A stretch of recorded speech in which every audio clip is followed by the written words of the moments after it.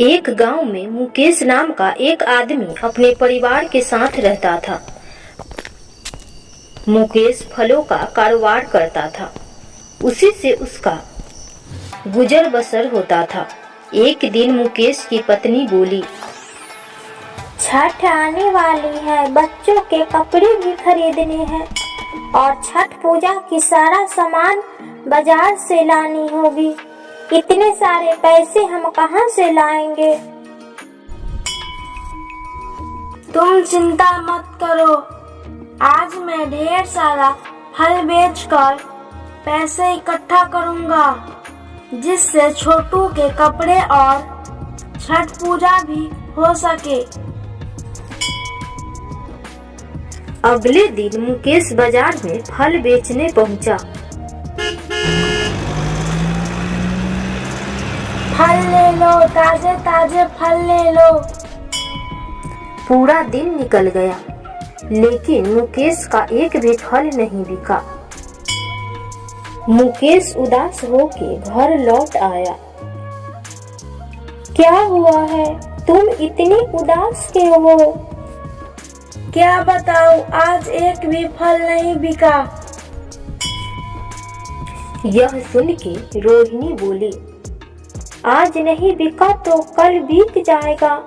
इसमें घबराने वाली कौन सी बात है? ऐसे ही चलता रहा। मुकेश रोज बाजार में फल बेचने जाता और उसका एक भी फल नहीं बिकता।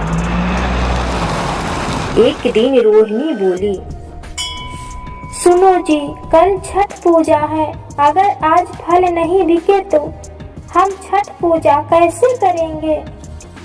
तुम घबराओ मत, छठी मैया के कृपा से सब ठीक ही होगा। इतना कह के चला गया। सुबह से शाम हो गई, मगर एक भी फल नहीं बिका। मुकेश बहुत ही परेशान हो गया। अब मैं क्या करूं? हे छठी मैया, एक भी फल तो बिका नहीं। कैसे रोहिणी आपका व्रत करेगी? नारायण नारायण, हे छठी मैया, आपकी ये कैसी परीक्षा है। माते, अब तो अपने भक्तों की सहायता करो माँ। दिव्यश्री, हमारा कोई भी भक्त जो छठ पूजा का व्रत रखता है, उसका हर मनोकामना पूरी हो जाती है। हमारे लिए सारे भक्त प्रिय हैं। इतना कह के एक बुढ़िया के रूप ले लेती है। मुकेश सोच रहा था, आज मैं क्या मुंह लेकर घर जाऊंगा? कैसे मेरे घर छठ पूजा होगा? इतने में एक बुढ़िया आई और बोली, बेटे, मुझे कुछ फल चाहिए, मगर मेरे पास पैसे नहीं है। अम्मा, तुम्हें जितना फल चाहिए ले लो। बुढ़िया कुछ फल ले लिए और एक थैला दिया। बेटा, तुम इस थैले को घर जाके खोलना। मुकेश जैसे ही घर गया, उसकी पत्नी बोली, एक आदमी आया था और जितने भी फल थे सारे ले गया और हमें ढेर सारे पैसे भी दिए हैं। यह सुन के मुकेश बहुत प्रसन्न हुआ और जैसे ही उस थैले को खोला तो उसमें से ढेर सारे सोने निकले। मुकेश बोला, रोहिणी, देख लिया छठी मैया की कृपा, वो कैसे हमारी मदद भी कर दी और हमें पता भी नहीं चला। हे छठी मैया, तुम्हारी कृपा सदा सब पर बनी रहे। और अगले दिन रोहिणी ने छठ का व्रत बहुत ही श्रद्धा पूर्वक किया।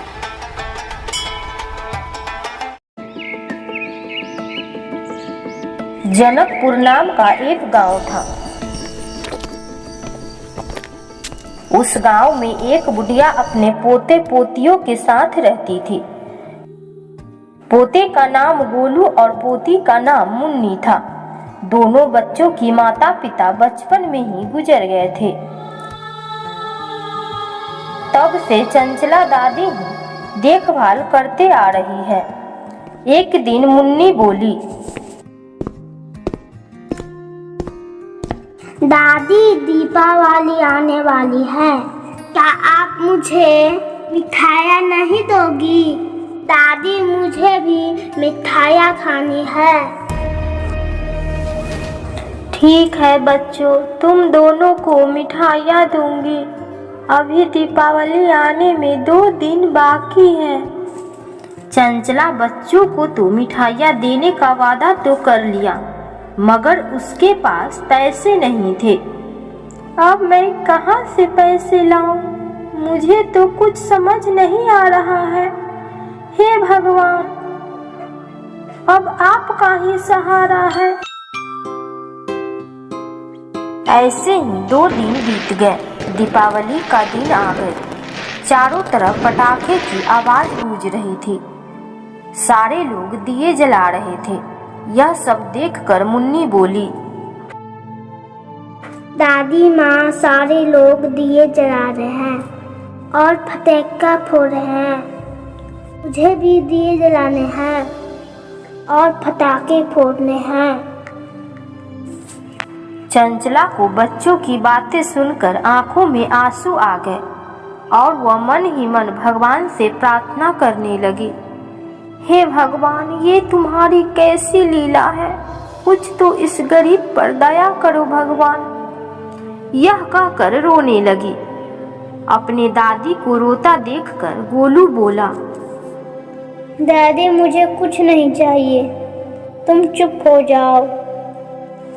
इतना कहकर गोलू वहां से चला गया और एक पेड़ के पास बैठ गया। तभी वहां से मोहन नाम का एक सेठ गुजर रहा था। उसने गोलू से पूछा, क्या हुआ है बेटे, तुम इतना उदास क्यों हो? गोलू ने सारी बात बताई। गोलू की बात सुन के मोहन को बड़ा दुख हुआ। तुम अपने घर जाओ, मैं तुम्हारे लिए पटाखे और मिठाइयाँ लेकर आता हूँ। यह बात सुनकर गोलू खुश हो गया और चला गया। मोहन सारी बात अपनी पत्नी सीता से बताता है। अगर ऐसी बात है तो क्यों न हम उस बच्चे को गोद ले ले। हाँ सीता, तुम बात तो सही बोल रही हो। इससे हमारे औलाद की कमी भी पूरी हो जाएगी और उन बच्चों को सहारा भी मिल जाएगा। इतना कहकर दोनों गोलू के घर जाते हैं और सारी बात चंचला दादी से कहते हैं। हाँ बेटे, तुम बिल्कुल ठीक बोल रहे हो। हमारे बाद इन बच्चों को देखने वाला कोई नहीं है। अम्मा, मैं इन बच्चों के साथ आपको भी ले जाने आया हूँ। आपके आने से हमारे घर की रौनक और बढ़ जाएगी और माँ की कमी भी पूरी हो जाएगी। प्लीज मना मत करना माँ।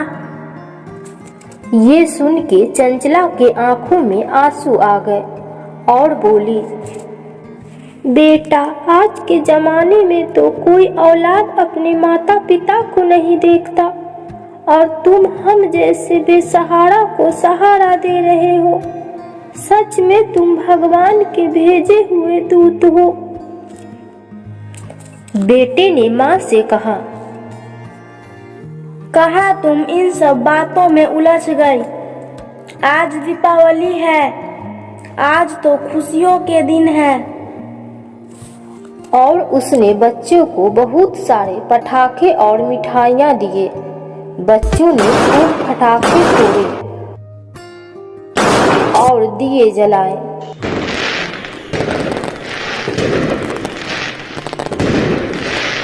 आप सभी को भी दीपावली की हार्दिक शुभकामनाएं। आप लोग भी दूसरों की मदद जरूर करें। हैप्पी दिवाली। किसी नदी के तट पर एक वन था। उस वन में एक बंदर निवास करता था, जो वन के फल आदि खाकर अपना निर्वाह करता था। नदी में एक टापू भी था और टापू और तट के बीच में एक बड़ी सी चट्टान भी थी। जब कभी बंदर को टापू के फल खाने की इच्छा होती, वह उस चट्टान पर, उस टापू पर पहुंच जाता और जी भरकर अपने मन चाहे फलों का आनंद उठाता। उसी नदी में घड़ियालों का एक जोड़ी भी रहती थी। जब भी वह उस हष्ट-पुष्ट बंदर को मीठे रसीले फलों का आनंद उठाते देखती, तो उसके मन में उस बंदर के हृदय को खाने की तीव्र इच्छा उठती। एक दिन उसने नर घड़ियाल से कहा, प्रिय, अगर तुम मुझसे प्रेम करते हो तो मुझे उसका हृदय खिलाकर दिखा दो। नर घड़ियाल ने उसकी बात मान ली। दूसरे दिन बंदर जैसे ही टापू पर पहुंचा, नर घड़ियाल टापू और तट के बीच के चट्टान के निचले हिस्से पर चिपक गया।